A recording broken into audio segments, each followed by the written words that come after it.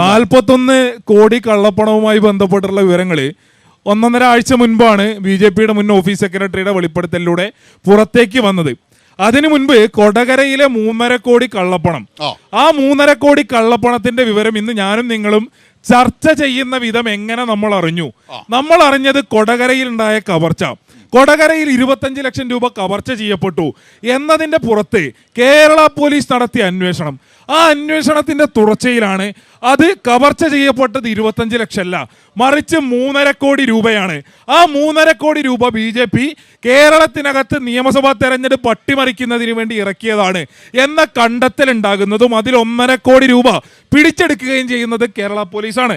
അതിന്റെ തുടർച്ചയിൽ അന്വേഷണം പൂർത്തീകരിച്ച് ആ കവർച്ച കേസ് അന്വേഷിക്കാൻ ഉത്തരവാദിത്തപ്പെട്ട പോലീസ് അന്വേഷണം പൂർത്തീകരിച്ച് PMLA ആക്ട് പ്രകാരം കേസ് രജിസ്റ്റർ ചെയ്ത് അന്വേഷിക്കേണ്ടുന്ന EDക്ക് മുൻപിലേക്ക് അതിന്റെ മുഴുവൻ തെളിവുകൾ, മുഴുവൻ സാക്ഷിമൊഴികൾ, മറ്റ് വിശദാംശങ്ങൾ ആകെ കൈമാറി. EDക്ക് മാത്രമല്ല ITക്ക് കൈമാറി. ഈ പറഞ്ഞ പോലെ തെരഞ്ഞെടുപ്പ് അട്ടിമറിക്കുന്നതിന് വേണ്ടിയിട്ടുള്ള ഇടപെടലായതുകൊണ്ട് തെരഞ്ഞെടുപ്പ് കമ്മീഷന് കൈമാറി.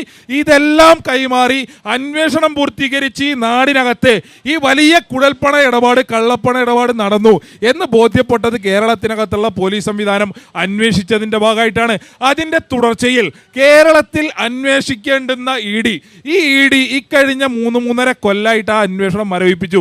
കഴിഞ്ഞ കാലങ്ങളിൽ എങ്ങനെയാണോ BJPയുടെ കൂട്ടിലിട്ട തത്തയായിട്ട് കേന്ദ്ര അന്വേഷണ ഏജൻസികൾ ഇടപെട്ടത്, സമാനമായ നിലയിൽ BJP നേതാക്കളെ സംരക്ഷിക്കുന്നതിന് വേണ്ടിയിട്ടുള്ള ഇടപെടൽ നടത്തി.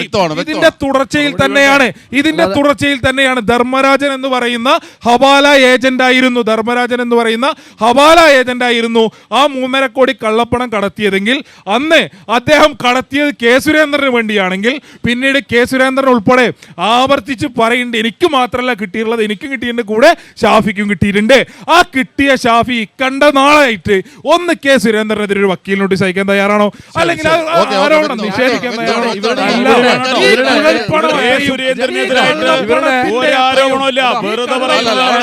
ധർമ്മരാജൻ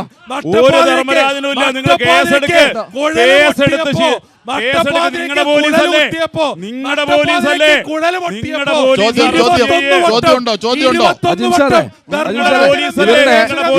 അന്വേഷണ കഥകളൊക്കെ കേൾക്കാൻ നല്ല രസമുണ്ട്.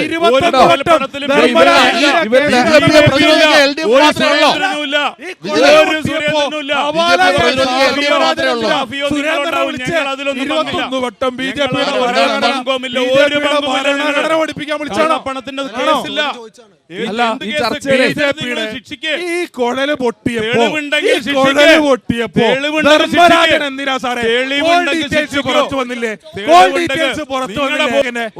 കൊഴല് പൊട്ടിയപ്പോ പണം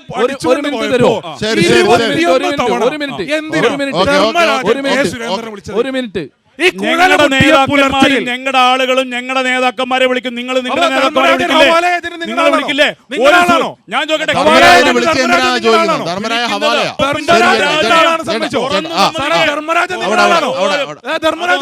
ഞങ്ങൾക്ക് ഒരുപാട് ആളുകളുണ്ടാവും അങ്ങനെ